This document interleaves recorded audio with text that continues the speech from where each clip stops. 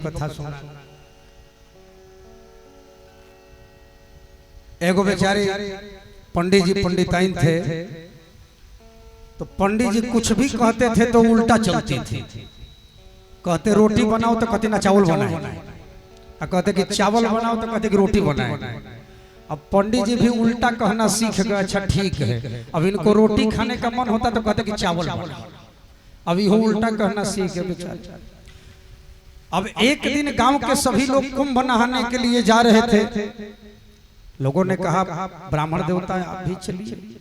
अब ब्राह्मण चारे धर्म कर्म में पंडित जी आ गए। बोले कि अगर कहूंगा पत्नी से कि तुम चलो तो निश्चित कहेगी कि नहीं जाएंगे, उल्टा चलती है। पंडित जी ने भी उपाय लगाया। बोले कि सुनती हो? बोले क्या है? बोले ऐसा है कि गांव के लोग कुंभ नहाने जा रहे थे, हमसे बोले कि तुम भी चलो। हमने तो मना कर दिया, कौन जाएगा उतना दूर भला। कह रहे थे कि पंडिताइन को लेकर चलिए। हमने तो कहा बिल्कुल नहीं। पंडिताइन जी ने कहा क्यों नहीं चलोगे? चलना ही पड़ेगा, हम तो चलेंगे ही चलेंगे। चलो। अब तो जाने का तो मन था। अब लेके पहुंचे महाराज। हर की पैड़ी आप हरिद्वार जाएंगे तो वहां पर सीकड़ लगा हुआ है, उसके बाद नहाने नहीं जाना है, 30 हाथी का डुबाऊ पानी है। अब यहाँ पर गड़बड़ हो गया। पंडित जी को बोलना था उल्टा, बोल दिए सीधा। बोले कि सुनो, हम नहाने जा रहे हैं, सीकड़ के उस पार मत जाना नहीं तो डूब जाओगे। अब यहाँ उल्टा बोलना था, बोल दिया सीधा। पंडिताइन जी ने कहा है हम तो उधर नहाएंगे, तो वहीं पर हम रोकोगे क्या? अब चली गई, सीकड़ के पार डूब गई। इधर चिल्लाने लगे जल्दी कोई बचाओ। अब जाल लेके 4 गो मलाह कूद पड़े। आज इधर उधर से पश्चिम से पूरब धारा आती है। अब उधर पूरब की तरफ जाकर के जाला लगाए सब। पंडित जी ने कहा क्या हुआ, ये क्या कर रहे हो? बोले अरे भाई इधर से हम लोग इधर से आ रहे हैं, ये पानी तो जाला लगाए हैं, हो सकता है किसी में आके फंस जाए। पंडित जी ने कहा मूर्ख हो तुम लोग, जीवन भर उल्टा चली है, उल्टी दिशा में गई होगी, उधर जाला लगा। सही में उल्टा दिशा में लगाया तो मिल गई। तो महाराज कुछ लोग जीवन में उल्टा ही चलते, कभी सीधा चल ही नहीं सकते। आप कुछ भी कहोगे उल्टा करेंगे बस। देवता लोग जानते थे दानवों का स्वभाव। देवताओं ने दानवों से कहा भैया तुम लोग बड़े कमजोर हो, तुम लोग पूंछ की तरफ लग जाओ, हम लोग शक्तिशाली है, मुंह की तरफ लगेंगे। दानवों ने कहा है हम लोग शक्तिशाली है, हम मुंह की तरफ लगेंगे, तुम पूंछ की तरफ लगो। देवता यही तो चाहते थे, जाओ। अब बेचारे पूंछ की तरफ। अब वासुकी नाग ने गरम गरम श्वास जौहर छोड़ना शुरू किया। दानवों का हाथ पैर जलना प्रारंभ हो गया महाराज। आज जब हाथ पैर जलने लगा, अब दानव एक दूसरे को गाली देने लगे। और बड़े बड़े वो तो कह रहे थे कि मुंह की तरफ लग, तुम भी लोग बड़े बनने के चक्कर में कर दिया। एक बात ध्यान रखिएगा महाराज, जीवन में बड़ा बनने में कोई फायदा नहीं है। कहा गया है कि छोटे बछड़ा पै पिए, बड़े हुए भूस खाए। छोटा बच्चा होता है तो दूध पीता है, वही बड़ा हो जाता है तो भूसा खाना, कोई दूध पिलाता है उसको। तो छोटा बन के, अच्छा घर के छोटे बच्चों को कोई काम जल्दी नहीं कहता महाराज, तो छोटा बन के रहने में बड़ा फायदा है। बड़ा बनिएगा तो बड़ा काम, बड़ी जिम्मेवारी लेनी पड़ेगी महाराज। इसलिए छोटा बनिए, और छोटा भी बनिए तो बोले कितना छोटा बनिए। तो आपने राई देखा है ना, राई मैंने सरसों कितना छोटा होता है, उसके 20 को हिस्सा कर दीजिए। राई के 20 हिस्सा, अब 20 हिस्सा के 20 हिस्सा करिए, हमको लगता है दिखेगा ही नहीं कितना छोटा होगा। इतना छोटा बनिए। संत कहते हैं राई के 20 हिस्सा, तापुन पाछे 20, ताते नन्हे भय रहो तब मिले जगदीश। इतने नन्हे बन के रहेंगे तभी जगदीश की प्राप्ति हो सकती है महाराज। बोलो राधे राधे। तो बोले बिल्कुल छोटा बन के रहना। जब असुर रोने लगे, देवताओं ने कहा रो मत, आप पूंछ की तरफ आ जाओ, हम मुंह की तरफ जाते। देवता लोग गए, वासुकी नाग से प्रार्थना किया कि महाराज अब ये जहर मत छोड़ो, काम करने, अमृत निकलेगा, तुम भी पी ले। तो महाराज अमृत मंथन, अब समुद्र मंथन प्रारंभ हुआ। और सबसे पहले क्या निकला? सबसे पहले विष निकला महाराज। सबसे पहले विष निकला। तो अब हाहाकार मच गया, देवता दानव सब भागने लगे, तीनों लोक में त्रैलोक्य भस्मित हो जाए, ऐसा त्रैलोक्य को भस्म करने वाला विष निकलता है महाराज। सबने भगवान नारायण की तरफ देखा, प्रभु सब आप ही मदद कर रहे हो, ये भी मदद करो, विष निकला है पी जाओ। भगवान नारायण ने कहा हम ही दिख रहे हैं जहर पीने के लिए। भगवान नारायण ने कहा कि देखो भैया हम माखन मिश्री खाने आने वाले हैं, ये सब जहर पीना हमारा काम नहीं, भोले बाबा का काम है, उन्हीं को बोला। तब जाकर के सब देवताओं ने दानवों ने मिलकर भोले बाबा की आराधना करी। देव देव महादेव भूतात्मन भूत भावन त्राहिन शरणापन्ना अस्त्रैलोक्य दहना द्विषा। हे देवाधिदेव महादेव भूत भावन भोलेनाथ भगवान, इस त्रैलोक्य को भस्म करने वाले विष से हम सबकी रक्षा करो। अब भोलेनाथ बड़े दुविधा में फंस गए महाराज। भोलेनाथ ने भवानी मैया से कहा देवी ये लोग जहर पीने के लिए कह रहे हैं, क्या करें? अब बताइए कोई संसार में ऐसी पत्नी होगी जो पति को कहे कि जहर पी लीजिए? अब भवानी मैया बेचारी दुविधा में फंस गई। अगर वो ये कहती हैं कि आप विष को पी लीजिए तो फिर पत्नी धर्म का पाप लगता है महाराज। अगर वो ये कहती हैं कि मत पीजिए तो पूरा संसार ही माँ भवानी का बेटा है, उनके बेटे सब मारे जाएंगे। अब दोनों दुविधा में फंसी है कि करे तो क्या। तब उपाय लगाया और भवानी मैया ने कहा कि प्रभु एक काम करिए, जो संसार के कल्याण के लिए अच्छा हो वही काम करिए, बाकी आपकी मर्जी। भगवान समझ गए, उस विष को भगवान ने कंठ में धारण किया, क्योंकि नाभि में ब्रह्मा जी, हृदय में राम जी, दोनों को कष्ट न हो सो गले में धारण कर लिया। और महाराज ततः करतलीकृत्य व्यापी हालाहलम विष, भगवान ने उस हलाहल विष को धारण किया। यक्षकार गले नीलम तक्ष साधुर विभूषणा। नीलकंठ महादेव, बोल नीलकंठ महादेव की। तो समस्त संसार के सारभूत भगवान शिव उस विष को धारण किए। इसलिए कहा गया कि जो अमृत पीते हैं उसे देव कहते हैं, और जो विष पीते हैं उसे महादेव कहते हैं। शिव शंभो सा निराला कोई देवता नहीं है। शिव शंभो सा निराला कोई देवता नहीं। शिव शंभो सा निराला कोई। शिव शंभो सा निराला कोई देवता नहीं है। शिव शंभो सा निराला कोई देवता नहीं है। शिव शंभो सा निराला कोई देवता नहीं है। शंभो सा निराला कोई देवता नहीं है। कोई देवता नहीं है। जैसा भी है डमरू वाला, जैसा भी है डमरू वाला, कोई देवता नहीं है। जैसा भी है डमरू वाला कोई देवता नहीं है।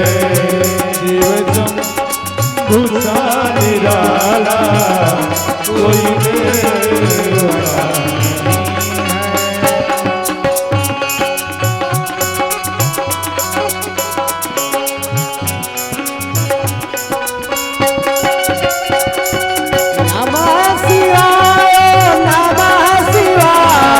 हर हर भोले नमः शिवाय।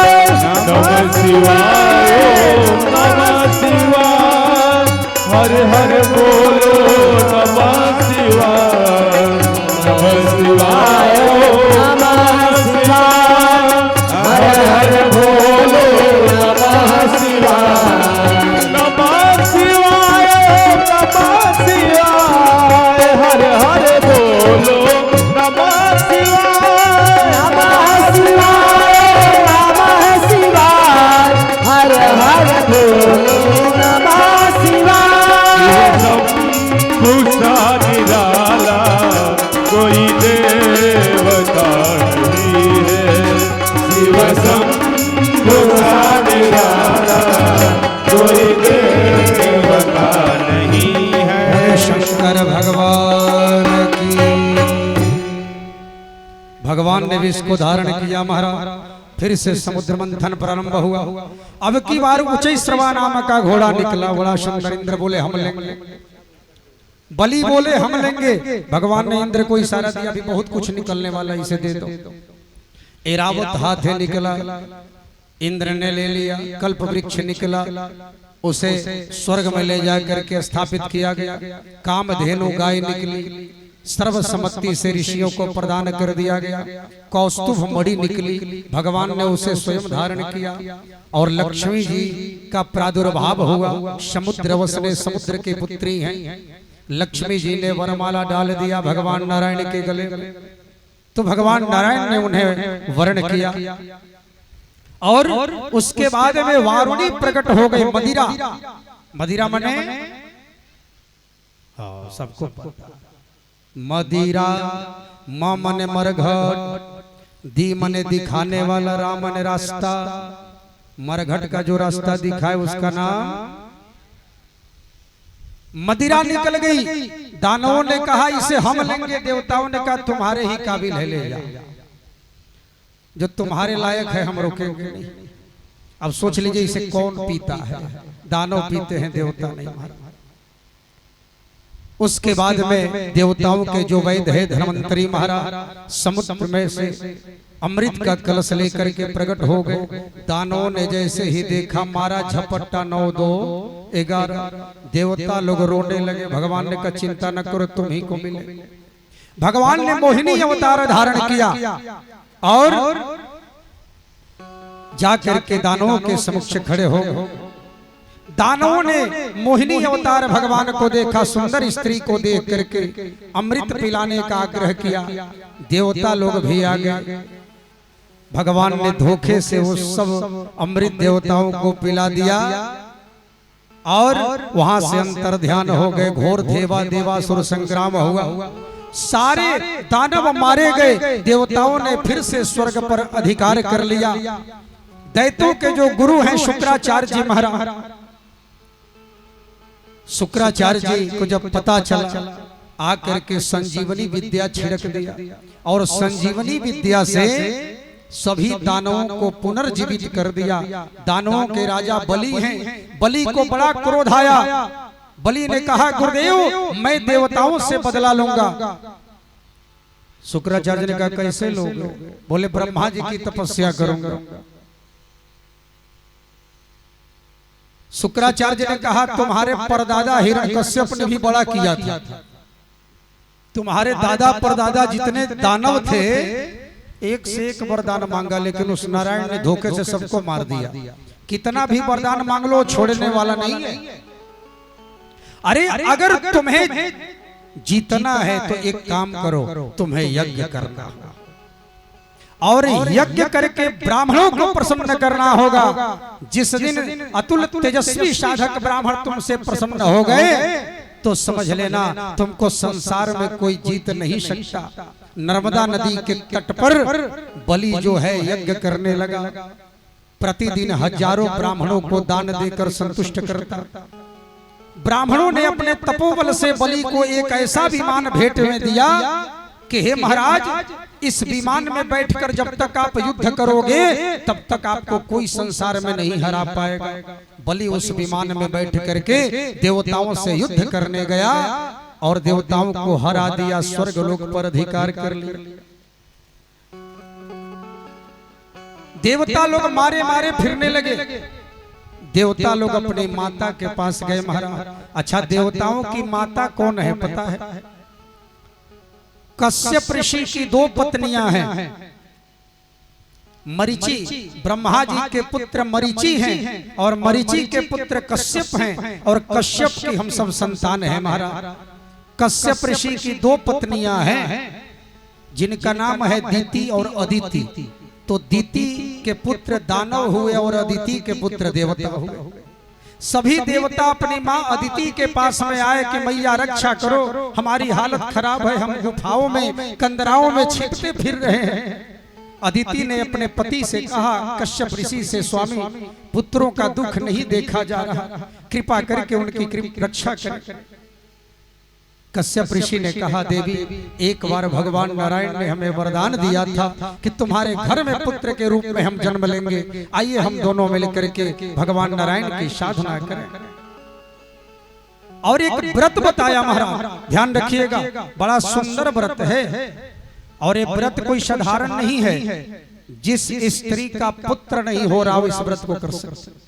जो स्त्री इस व्रत को कर ले, वो जैसा पुत्र चाहती है वैसा ही पुत्र होता है। लेकिन बड़ा कठिन व्रत है, सुनिएगा कैसे किया जाता है। अदिति मैया ने किया था। बोलो राधे राधे। फाल्गुन श्यामले पक्षे द्वादशाहं पयोव्रतः अर्चयेदरविंदाक्षम भक्त्या परमयान्वितः। फाल्गुन मास के शुक्ल पक्ष के प्रतिपदा से लेकर के द्वादशी पर्यंत 12 दिन में यह व्रत किया जाता है। केवल दूध पी करके, ध्यान रखिएगा, 12 दिन तक अन्न नहीं खाना है। 24 घंटा में केवल एक बार दूध पीना है। ऐसा कठिन व्रत है। इसका नाम पयो व्रत है महाराज। करना भी मत, कभी भूल भी मत कर।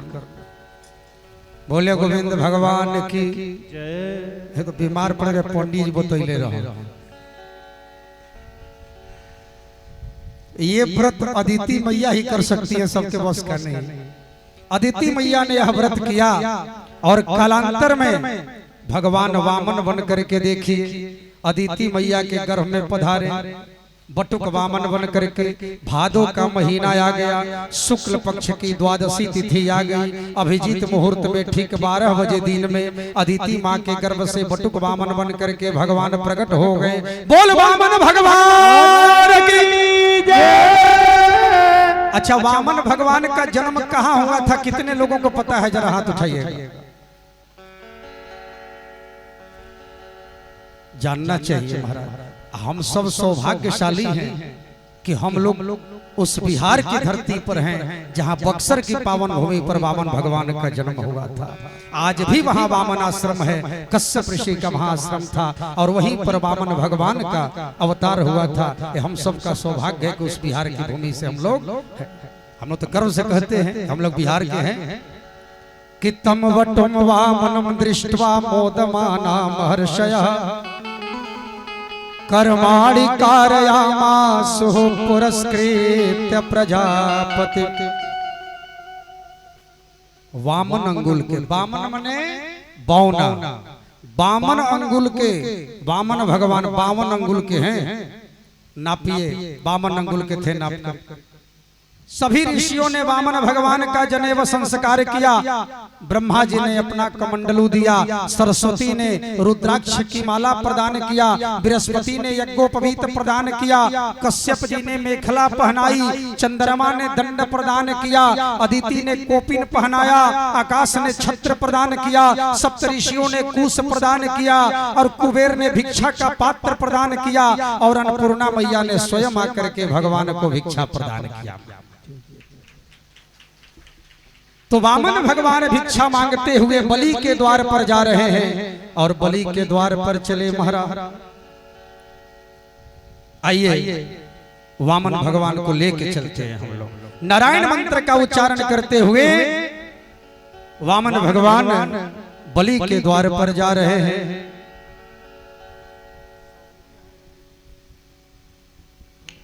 नारायण मंत्र का उच्चारण करते हुए सभी लोग वामन भगवान के साथ। थोड़ा सा जगह खाली छोड़ेंगे, बीच में भर गया है उधर। जगह बीच में रास्ता खाली करा दीजिए। झांकी आई। बस इस झांकी के बाद आरती होगी, प्रसाद लेकर के अपने घर को जाएंगे। नारायण आइए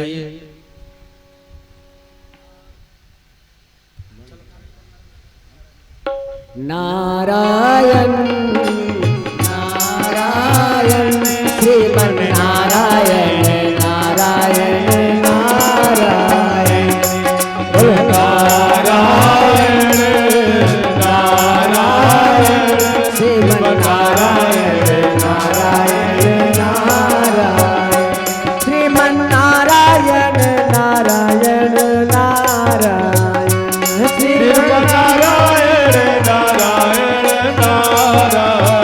ओ बद्री नारायण नारायण नारायण लक्ष्मी नारायण नारायण नारायण ओ सूर्य नारायण नारायण नारायण गुरुवर नारायण नारायण नारायण कृष्ण नारायण नारायण नारायण कृष्ण नारायण नारायण नारायण ओ राधा नारायण नारायण नारायण आज भगवान को भिक्षा देनी है, बड़ी सौभाग्य है।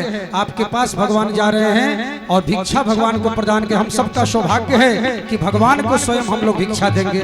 सबके पास जा रहे हैं, वहीं पर कोई खड़े नहीं होंगे। ले जाइए।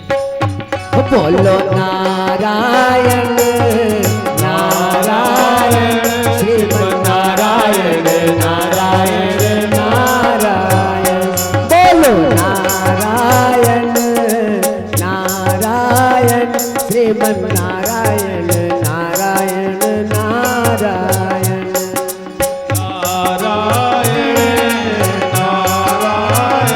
श्रीमन नारायण नारायण नारायण ओ चंद्र नारायण नारायण नारायण नारायण नारायण नारायण ओ सूर्य नारायण नारायण नारायण श्रीमन नारायण नारायण नारायण बद्री नारायण नारायण नारायण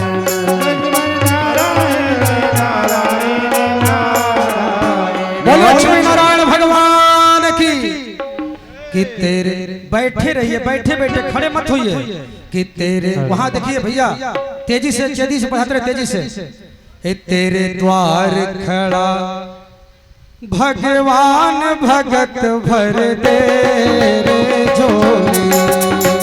तेरे द्वार खड़ा भगवान भगत भर दे रे झोली। तेरे द्वार खड़ा भगवान भगत भर दे रे झोली। तेरे द्वार खड़ा भगवान भगत भर दे झोली। तेरा होगा बड़ा एहसान कि युग युग तेरी रहे शान भगत भर दे रे झोली। तेरे द्वार खड़ा भगवान भगत भर दे रे झोली। द्वार खड़ा भगवान भगत भर दे रे झोली।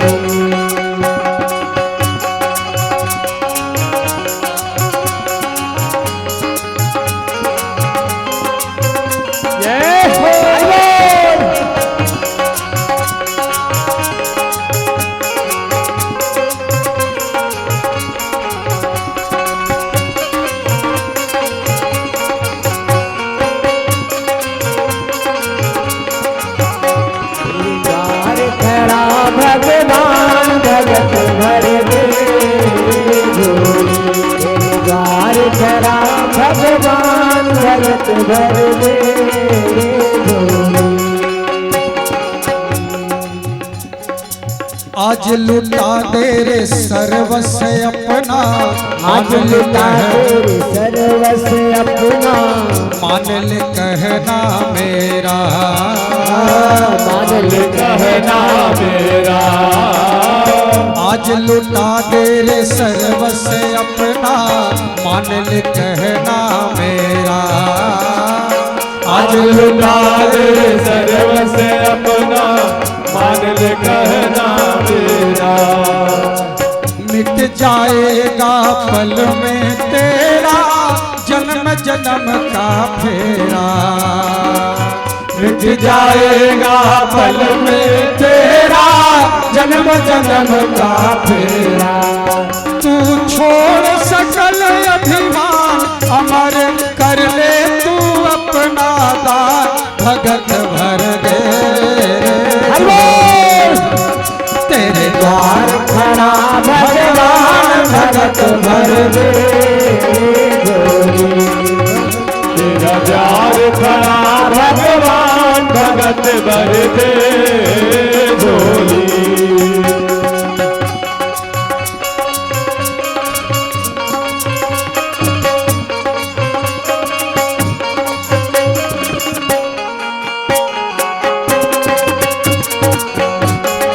हरि बोल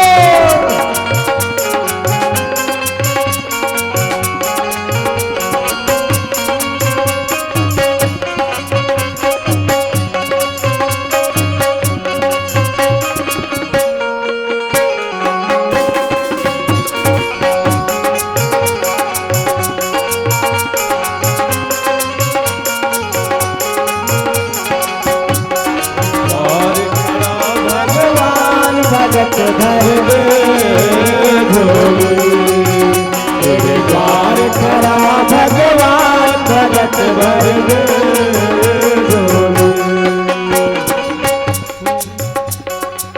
डोल उठी है धरती सारी डोला गगन है सारा उड़ती है धरती सारी डोला गगन है सारा डोल उठी है धरती सारी डोला गगन है सारा उड़ती है धरती सारी डोला गगन है सारा भीख मांगने आया तेरे घर जगत का पालनहारा भीख मांगने आया तेरे द्वार पालनहारा भीख मांगने आया तेरे घर जगत का पालनहारा भीख मांगने आया तेरे जगत का पालनहारा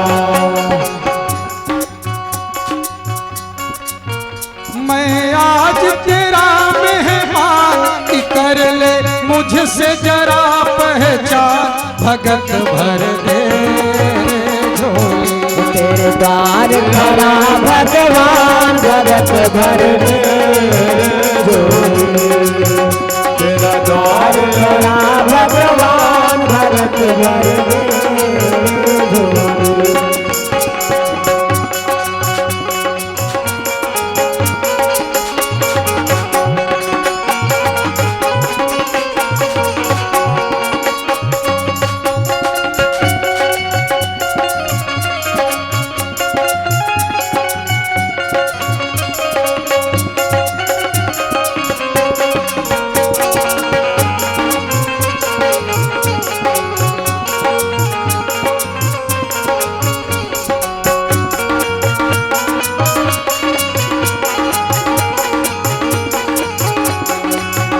तेरा द्वार खड़े भगवान भगत भर दे झोली बोले वामन भगवान की।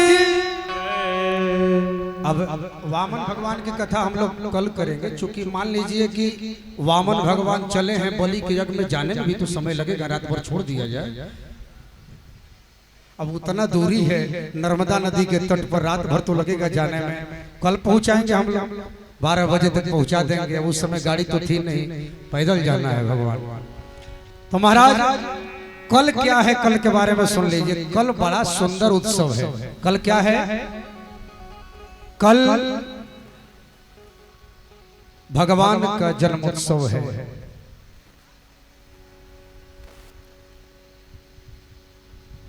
कल भगवान का जन्मोत्सव मनेगा महाराज। कल भगवान का अवतार होने वाला है, प्रादुर्भाव होने वाला है कथा में। और एक बात समझ लीजिएगा, भगवान आ रहे हैं तो उत्सव मनाना है।